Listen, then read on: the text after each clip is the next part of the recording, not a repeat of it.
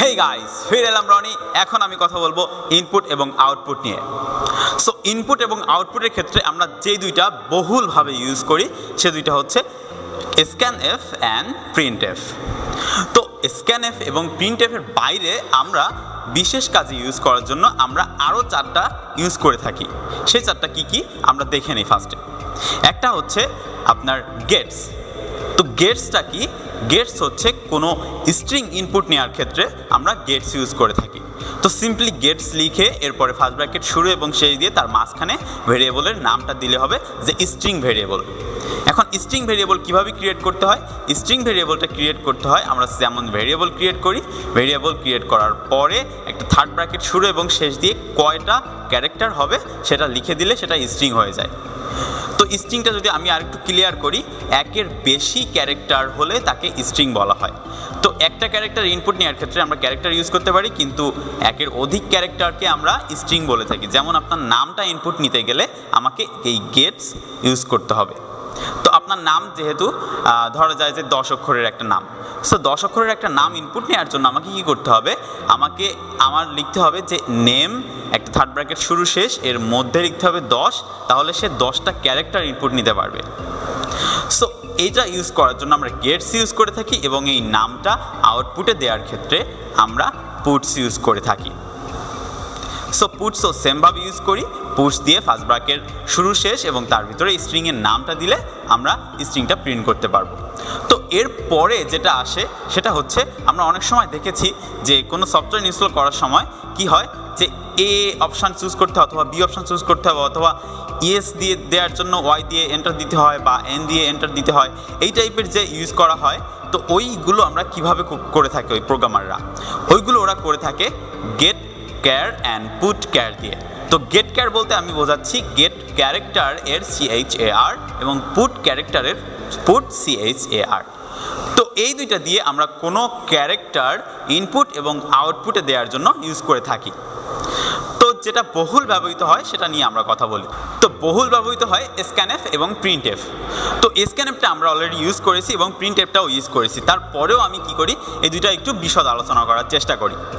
So scanfের ক্ষেত্রে আমরা maximum সময় কোনো কিছু স্ক্যান করার জন্য, কোনো ভ্যালু স্ক্যান করে কোনো ভেরিয়েবলের মধ্যে রাখার জন্য আমরা একটা জিনিস ইউজ করে থাকি, সেটা হচ্ছে অ্যাড্রেস ভ্যালুটা। তো অ্যাড্রেস সাইনটা, তো এই অ্যাড্রেস সাইনটা আমরা স্ক্যানফের ক্ষেত্রে ইউজ করি আর প্রিন্টফের ক্ষেত্রে ইউজ করি না। সো এর আগে সেগুলো হচ্ছে বিশেষভাবে ইউজ হয়, যেমন গেট ক্যার, পুট ক্যার, এরপর গেটস পুটস। তো ওইগুলোর ক্ষেত্রে আলাদা আর এটার ক্ষেত্রে একটু ডিফারেন্ট। তো এটার আমরা ইনপুটের ক্ষেত্রে অ্যাড্রেস সাইন ব্যবহার করি এবং আউটপুটের ক্ষেত্রে কোনো অ্যাড্রেস সাইন ব্যবহার করি না। সো এটা একটু আমরা ক্লিয়ার হওয়ার চেষ্টা করি। সাপোজ ধরি আপনার বাসায় আমি একটা ফ্রিজ রাখবো।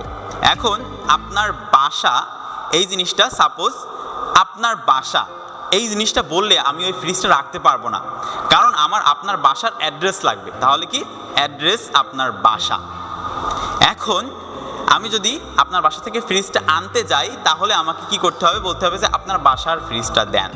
এখানে কি বলতে হবে আপনার বাসার অ্যাড্রেস কোথায় সেটা দেন? আমাকে বলতে হবে না, কারণ আমি আপনাকে চিনি যেটা আপনার বাসা। যে আপনার বাসা থেকে কোনো কিছু আনতে গেলে সেটা আমার অ্যাড্রেস দেওয়া লাগতেছে না, কারণ আপনার বাসা সেটা আপনারই বাসা। অ্যাড্রেস কোথায় থাক বা না থাক এটা আপনি জানেন, আপনি ম্যানেজ করে নেবেন। কিন্তু যখন আমি রাখতে যাব কোনো একটা জিনিস আপনার বাসায়, তখন একটা ড্রাইভার বা কোনো একটা ওয়ে দিয়ে আপনার বাসায় ফ্রিজটা পাঠানো লাগবে। সো ওই ক্ষেত্রে আমাকে কি করতে হবে? আপনার বাসার অ্যাড্রেসটা আমাকে তাকে দিয়ে দিতে হবে, প্রোগ্রামকে দিয়ে দিতে হবে যে তোমাকে এই অ্যাড্রেসটা দেওয়া হলো ওনার বাসায় এই ফ্রিজটা রাখতে হবে। সো এইভাবে আমরা ভেরিয়েবলের ইনপুট নেওয়ার ক্ষেত্রে আমরা অ্যাড্রেস সাইনটা ইউজ করি, আর ভেরিয়েবলের আউটপুট দেওয়ার ক্ষেত্রে অ্যাড্রেস সাইনটা ইউজ করি না। এটা scanf এবং printf-এর ক্ষেত্রে। তো scanfটা আমরা আরেকটু আলোচনা করার চেষ্টা করি, সেটা হচ্ছে scanfটা আমরা কীভাবে লিখি। scanf লিখি, ফার্স্টে scanfটা লিখি, তারপরে ফার্স্ট ব্র্যাকেট শুরু এবং শেষ, আর ফার্স্ট ব্র্যাকেট শুরু এবং শেষের মাঝখানে আমার ডাবল কোটের মধ্যে দিতে হয় %d, %f, %lf, এইগুলো দিতে হয়। এরপরে কমা দিয়ে কোথায় ভ্যালুটা অ্যাসাইন হবে বা কোথায় ভ্যালুটা যাবে সেটা দিতে হয়। সেটা হচ্ছে, তো কমা দিয়ে ভেরিয়েবলের অ্যাড্রেস দিতে হয়, তো আবার কমা দিয়ে ভেরিয়েবলের অ্যাড্রেস দিতে হয়, এভাবে যে কয়েকটা লাগবে আমার সে কয়েকটা দিতে পারি আমি। সো প্রিন্টএফের ক্ষেত্রে কি হয়, প্রিন্টএফের ক্ষেত্রে আমি প্রিন্টএফ লিখে তারপর ডাবল কোটের মধ্যে যা ইচ্ছা লিখতে পারি, আর কমা দিয়ে ভেরিয়েবলের ভ্যালুগুলো এখানে অ্যাসাইন করতে পারি, ভেরিয়েবলের ভ্যালুগুলো এখানে প্রিন্ট করতে পারি। কীভাবে? এরকমভাবে %d বা %f বা %c এই টাইপের দিয়ে।